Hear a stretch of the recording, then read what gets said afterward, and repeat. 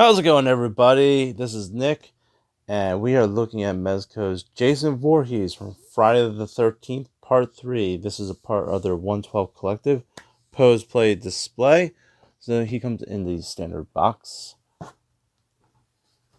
And a nice, lovely assortment of all the stuff he comes with.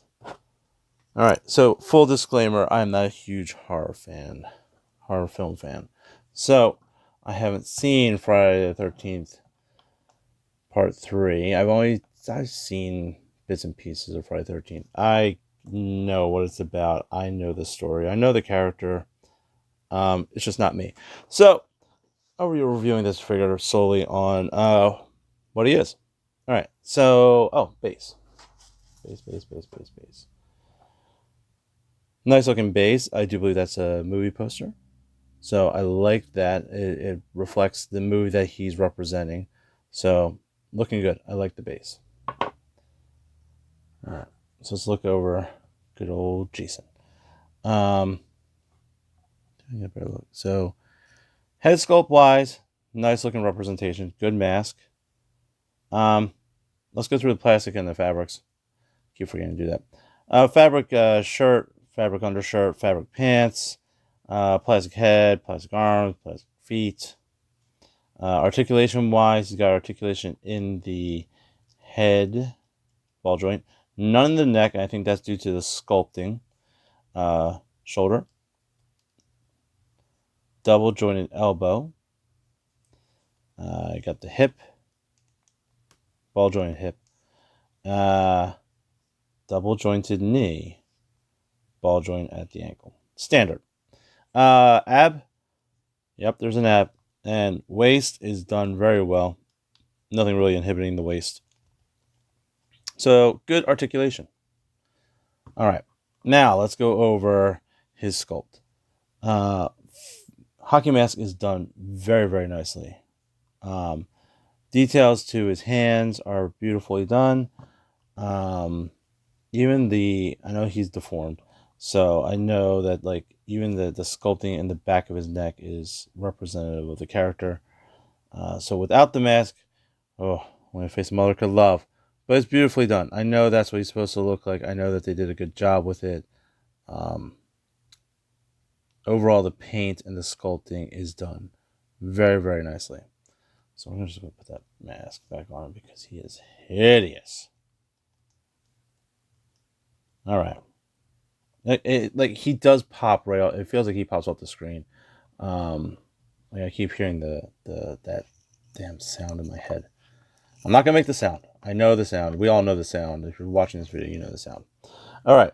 Let's go over his hands first. So he has the two open hands. He doesn't come with fist hands, which is typically a standard for Mezco figures, but he only comes with the open hands for all his various accessories. So you got an open hand like this, and more of a claw-looking hand like so.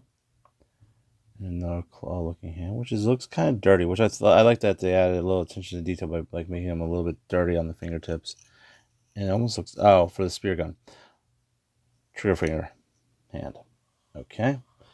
We'll go over the second head last. All right. So accessory wise, or things to kill people with wise, we got a pitchfork. Nicely sculpted. Definitely looks like a wood handle. Some blood on the pitchfork for skewering people. So that stands about that tall with them. So that's cool. Hatchet. Because yeah, hatchet. All the weapons are bloody, so I'm not gonna keep pointing out that they all have blood on them. But they did do the blood effect on each of the weapons very nicely. I like the paint, the detail that they use on each of these assortment of weapons. A wrench.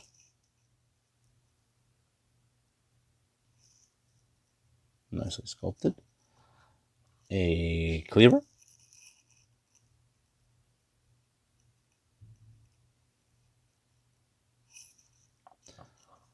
A regular, I do believe this is like a hunting knife. The blood splatter on this one looks actually really nice. So that one's pretty cool. I do believe this is a fire poker.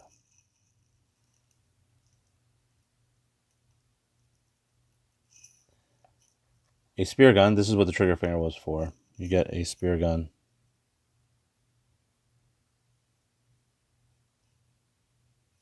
And, of course, last but not least, your machete. Because I know that this is one of his signature weapons, so I left this one for last. So, with all those accessories for various ways to kill people, he also comes with, and I do believe this is because it's part 3, he comes with a battle damage head, which is maybe why they decided to choose this Jason to put out instead of the first movie. So there you go. So he's got the gash, which actually lines up perfectly with the mask. And if you take off the mask, you get this nasty, bloodied, beaten Jason head, which is done awesomely well. So it's like you can really see that they took the sculptor took some care and some tenderness into making this look just straight up gory and gruesome. So, well, there you go, guys. Jason Voorhees. Like I said, I don't have a point of reference for these movies as much as I would like to review them for you. I just don't have the time to watch these creepy ass movies. Anyway, he's a cool figure overall.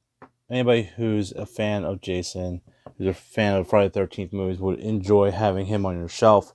I like the blend of the action figure with the fabric. I think it works well for a character like him.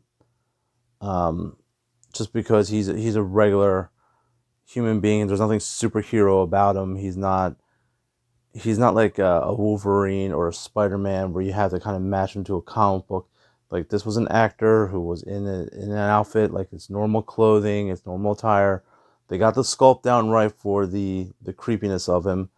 The hockey mask is done perfectly. So he's a great figure to be translated into a Mezco figure because of the part fabric, part plastic. It works well for him, so I think it translates very well. So this is an absolute buy for those of you who love Jason Voorhees and the Friday the 13th series. And that's all I got, guys. Thanks for watching, and I'll check with you later.